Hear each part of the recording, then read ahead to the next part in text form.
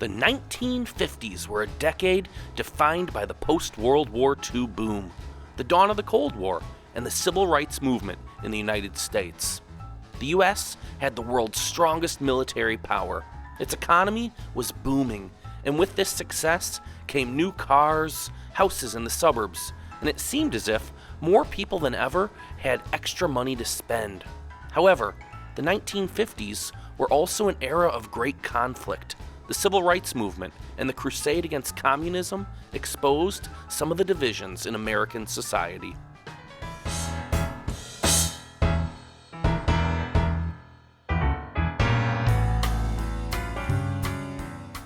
Historians use the word boom to describe a lot of things about the 1950s. The booming economy, the booming suburbs, and most of all, the so-called baby boom. This boom began in 1946 when a record number of babies, 3.4 million, were born in the U.S. About 4 million babies were born each year during the 1950s. In all, by the time the boom finally slowed down in 1964, there were almost 77 million baby boomers. The baby boom and the suburban boom were directly linked. Right after World War II was over, developers bought land on the outskirts of cities and used mass production techniques to build budget-friendly houses there.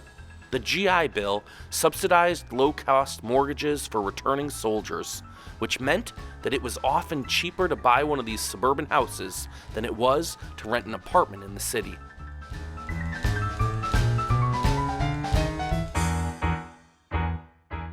The 1950s were pivotal for the American automobile industry.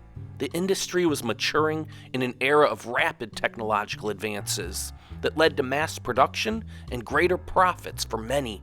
As a result of this boom in competition, though, the industry reshaped itself into the Big Three, Studebaker, and AMC.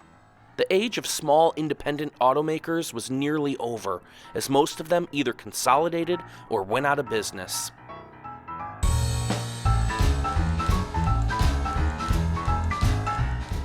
A number of innovations were either invented or improved sufficiently to allow for mass production during the decade. Air conditioning, automatic transmission, power steering, power brakes, seat belts, and arguably the most influential change in automotive history, the overhead valve V8 engine. The horsepower race had begun, laying the foundation for the muscle car era.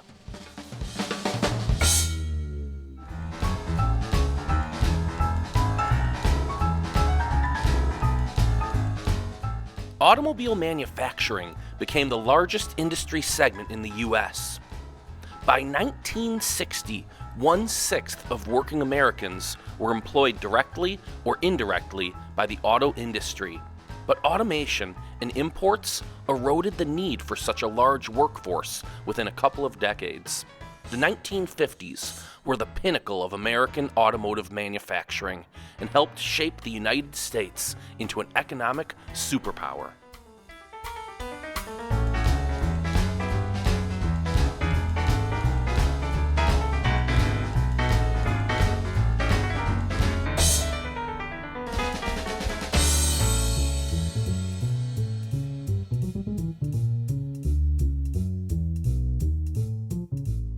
A growing group of Americans spoke out against inequality and injustice during the 1950s.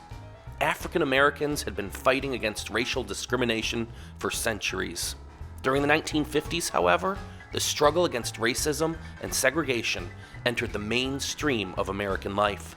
In 1954, the Supreme Court declared that separate educational facilities for black children were inherently unequal in the landmark Brown v. Board of Education case.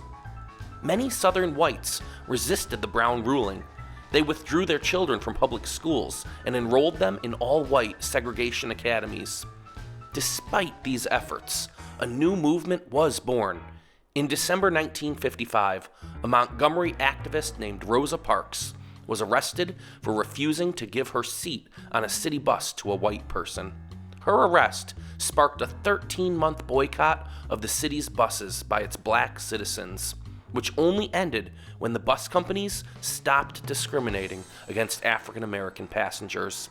Acts of nonviolent resistance, like the boycott, helped shape the civil rights movement of the next decade.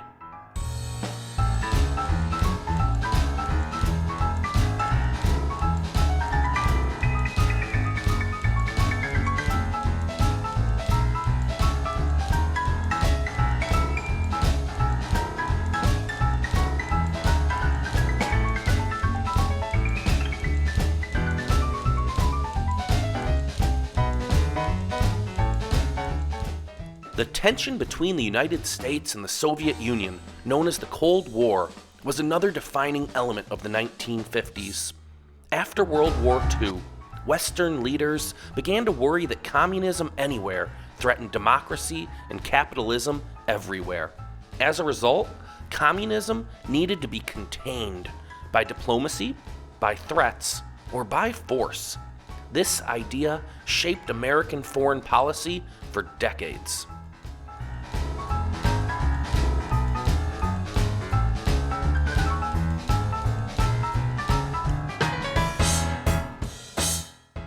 It shaped domestic policy as well. Many people in the United States worried that communists could destroy American society from the inside as well as from the outside. Between 1945 and 1952, Congress held 84 hearings designed to put an end to un-American activities in the federal government, in universities and public schools, and even in Hollywood. These hearings did not uncover many treasonous activities, or even many communists, but it did not matter. Tens of thousands of Americans lost their jobs, as well as their families and friends, in the anti-communist Red Scare of the 1950s.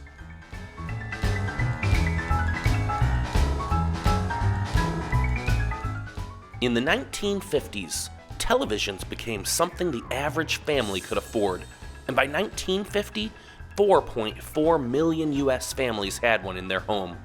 The golden age of television was marked by family-friendly shows like I Love Lucy, The Honeymooners, The Twilight Zone, and Leave It to Beaver. In movie theaters, actors like John Wayne, James Stewart, Charlton Heston, Marlon Brando, Grace Kelly, Jerry Lewis, Dean Martin, Elizabeth Taylor, and Marilyn Monroe dominated the box office.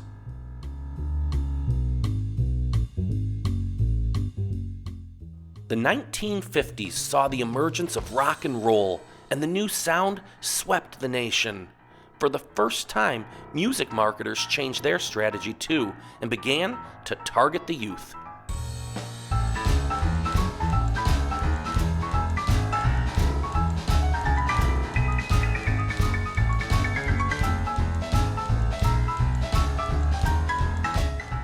Thanks for watching Memory Mountain. If you enjoyed this video, please click to subscribe to our channel and hit that thumbs up button. Be sure to tap the notification bell so you'll be one of the first to know when we post our next story looking back over the landscape of Americana.